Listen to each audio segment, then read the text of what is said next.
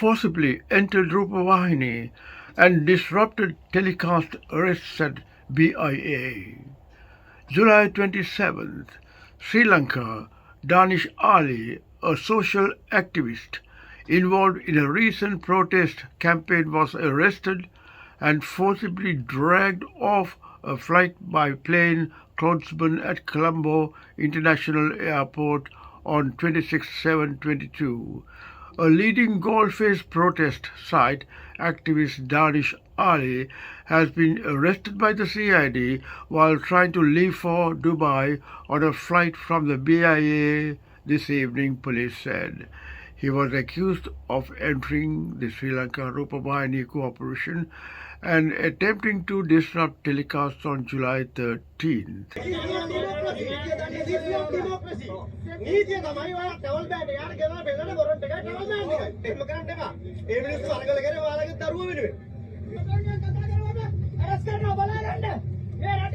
The police media unit said that there was an arrest warrant against the suspect.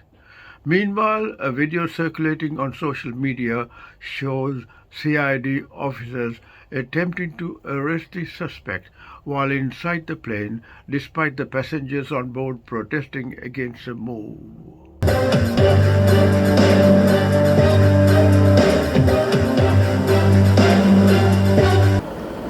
Colombo, July 27th. News in Asia. The U.S. ambassador to Sri Lanka, Julie Chung, and the Sri Lankan President Ranil Wickremesinghe met here on Wednesday and pledged to cooperate for Sri Lankans' better future. After an earlier meeting with Wickremesinghe, Ambassador Chung had tweeted saying that she expressed her grave concern over the crackdown on the protesters. She described the military coup police action as an escalation of violence against protesters and termed it unnecessary and deeply troubling. Wickremesinghe pointed out that even in the US, there are clear norms regarding protests as stated by the American Civil Liberties Union. The ACLU states that protesters are not permitted to block government buildings and interfere with other purposes the property was designed for. The American Civil Liberties Union is a non-profit organization founded in 1920 to defend and preserve the individual rights and liberties guaranteed to every person in this country. The ACLU instructions went on to say, "Your rights are strongest in what are known as traditional public forums, such as streets, sidewalks, and parks. You also likely have the right to speak out on other public property, like plazas in front of government buildings, as long as you are not blocking access to the government building or interfering with other purposes the property was designed for." Wickremesinghe told the diplomats that measures had been taken to ensure that non-violent protests were allowed to proceed within the city without endangering properties or lives.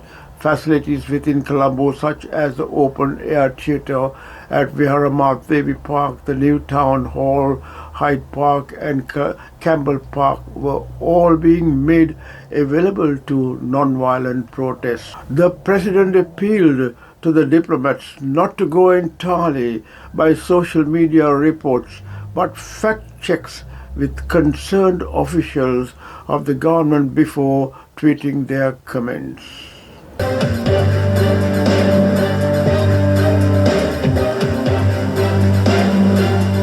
Opposition leader Mr. Sajith Premadasa said that the current government is engaged in political gambling at a time when even living has become a problem for the people of the country, and this gambling is no solution to everyone's problems like oil, gas, milk powder, fertilizer problems, etc.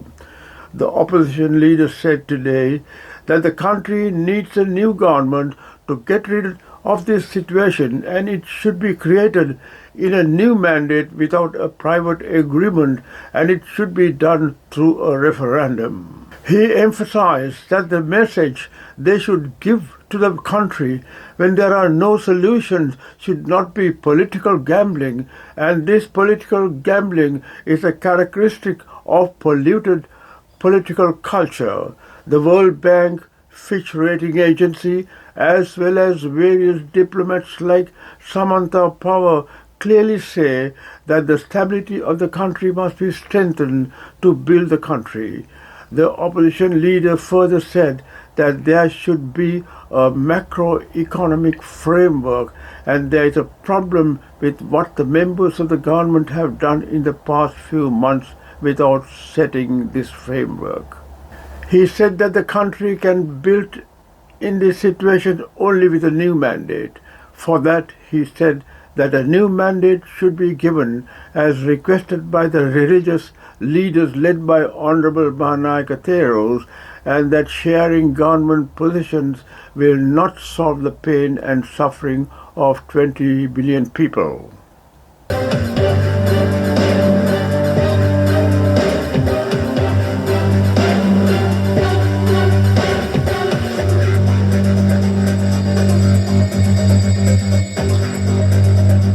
Ranil Wickremesinghe urged the political parties to put aside their differences and form an all-party government which would allow Sri Lanka to recover from the economic crisis.